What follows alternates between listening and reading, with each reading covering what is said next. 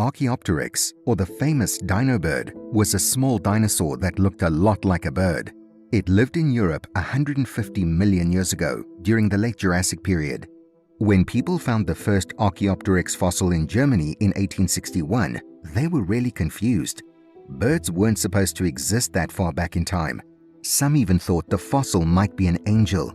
Since then, scientists have found more Archaeopteryx fossils. Many of them have long feathers, but we're not sure if Archaeopteryx could fly like modern birds, or if it was more like a glider, like that Green Goblin guy from Spider-Man. Now, Archaeopteryx is also known as Urvogel in German, which means primeval bird. But does that mean it was the first ever bird? Stay tuned to find out.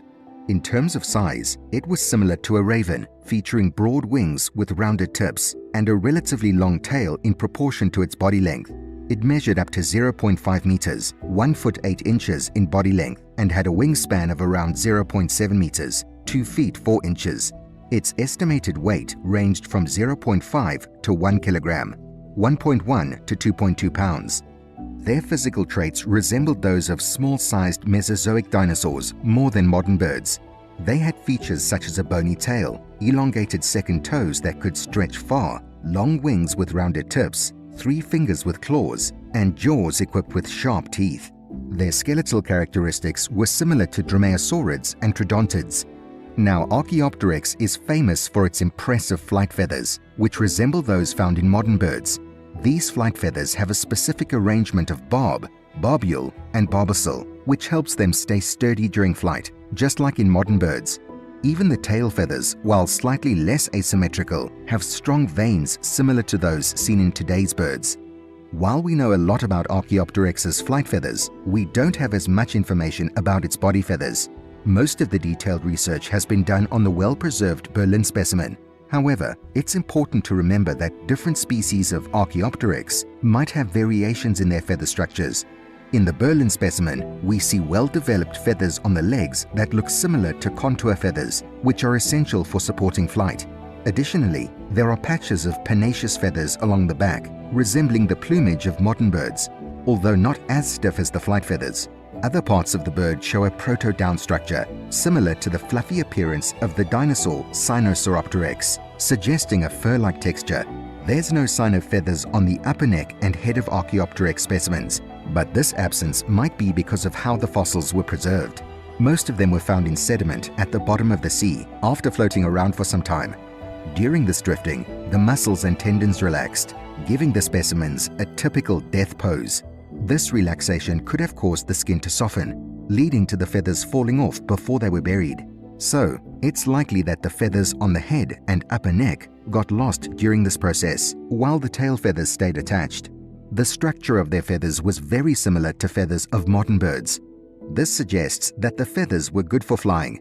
But when it comes to the bones related to flying, Archaeopteryx wasn't fully developed. Hence, it might not have been able to fly long distances, even though it had the right feathers for it.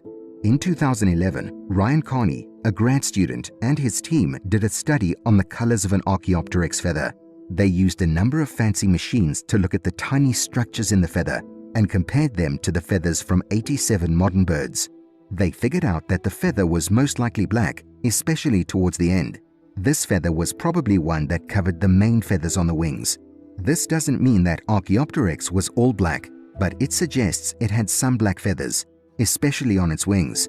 Carney said this makes sense for flying because black feathers are strong.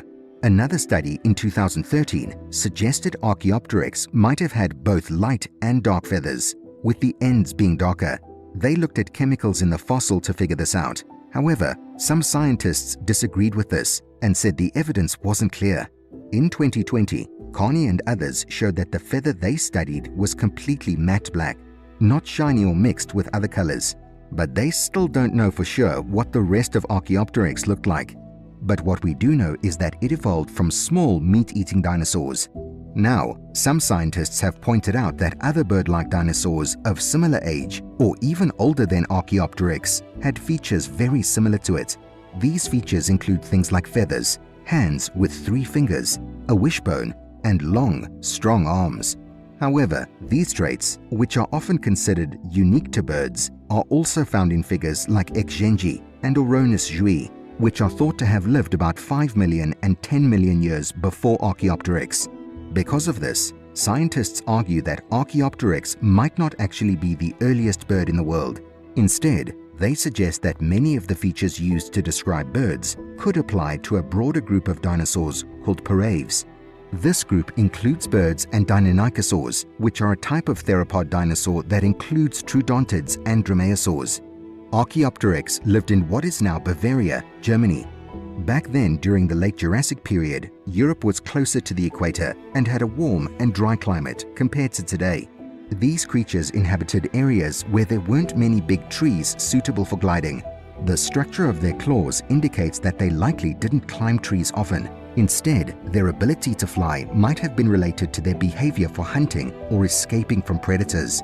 Along with Archaeopteryx, other small creatures like insects, lizards, and even some flying reptiles called pterosaurs, as well as the small dinosaur Compsognathus, also lived there. While not much is known about its diet, we do know that Archaeopteryx was a carnivore, meaning it ate meat, and based on the size of its head, mouth, and teeth, it probably preyed on small animals. This likely included large insects and possibly small lizards and mammals. It probably caught its prey using only its jaws and may have used its claws to help subdue larger prey. A study in 2009 looked at how fast Archaeopteryx grew compared to other birds and dinosaurs. They found that Archaeopteryx probably grew slowly because its bones didn't have many blood vessels on the outside, which is usually a sign of slow growth in animals. Since they couldn't directly analyze Archaeopteryx bones to see growth rings, they used bone porosity, how holey the bones are, to guess its growth rate. They guessed it might have grown as slowly as a duck or as fast as an ostrich.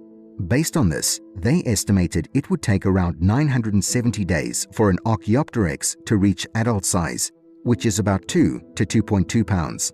Other ancient birds like J. helornis and Sapiornis, as well as a dinosaur called Mahakala, also grew slowly. But birds like Confuciusornis and Ichthyornis grew faster, similar to modern birds.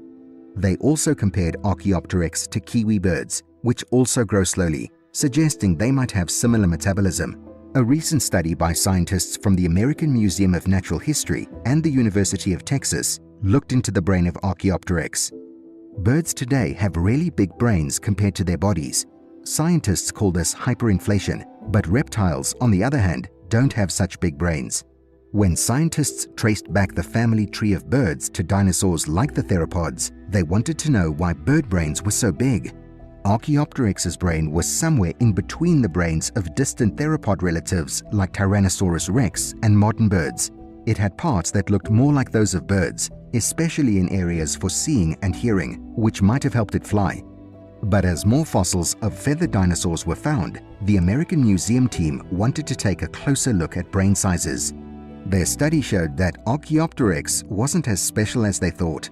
Other feathered dinosaurs like Xanabazaar and Conchoraptor actually had bigger brains for their body size. They also found that only one part of Archaeopteryx's brain, the part for smelling, looked like a bird's brain. But some other dinosaurs had noses just as big. These new discoveries make us wonder about how dinosaur brains evolved. Maybe Archaeopteryx's family already had brains more like modern birds, or maybe different dinosaur groups grew bigger brains separately. If having a bird-like brain was important for flying, then these other dinosaurs might have been good flyers too. This study shows why we need more scientists to keep studying fossils and birds. We want to understand how flying affects brain development and if other feathered dinosaurs could fly too. Coming to its discovery, Archaeopteryx is one of the most famous fossils in the world. The first of these amazing creatures was discovered in 1860 or 1861 when a single feather was found in limestone near Solhofen, Germany. But there's a bit of a mystery here because this feather might have actually belonged to another early bird species that hasn't been found yet. In 1861, the first Archaeopteryx skeleton, missing much of its head and neck, was found near Langenaltheim, Germany. It was given to a doctor as payment and later sold to the London Natural History Museum. The most complete skeleton, known as the Berlin specimen, was discovered in 1874 or 1875 near Eichstätt, Germany, by a farmer named Jacob Niemeyer. It eventually ended up in the Humboldt Museum für Naturkinder. Other specimens include the Maxberg specimen, Eichstätt specimen, and Harlem specimen, originally thought to be a pterodactylus species. The 12th and last Archaeopteryx specimen was found in 2010 and announced in 2014, but it hasn't been fully described by scientists yet. Now, Archaeopteryx holds significant importance in the history of science for several reasons. Firstly, its discovery came at a pivotal time, just 2 years after Charles Darwin published On the Origin of Species, which introduced the theory of evolution. At the time, many people, including scientists, were skeptical of Darwin's ideas about animals evolving over time. The fossils of Archaeopteryx provided tangible evidence supporting the concept of evolution. They clearly showed a creature with features of both dinosaurs and birds, suggesting a transitional form between the two groups. This finding helped to strengthen the case for evolution and challenge the prevailing beliefs about the static nature of species. Despite initial skepticism, the authenticity of the Archaeopteryx fossils was eventually confirmed by scientists. This resolved any doubts about the legitimacy of the discovery and further solidified its importance in the scientific community. To wrap things up, Archaeopteryx was a strange mix between dinosaurs and birds. Its fossils offer a window into a pivotal moment in evolutionary history when dinosaurs evolved into birds. Overall, it marked a landmark moment in the study of dinosaurs and evolution. It remains one of the most significant finds in the history of paleontology, highlighting the interconnectedness of life on Earth and providing valuable insights into the evolutionary history of birds. As we keep learning more, Archaeopteryx reminds us how everything in nature is connected and how there's always more to discover. And that's all for this video. Do you think Archaeopteryx was more a bird or dinosaur? Drop your opinion in the comments below. And if you enjoy learning about ancient creatures, make sure to hit that subscribe button and stay tuned for more cool stuff about the past.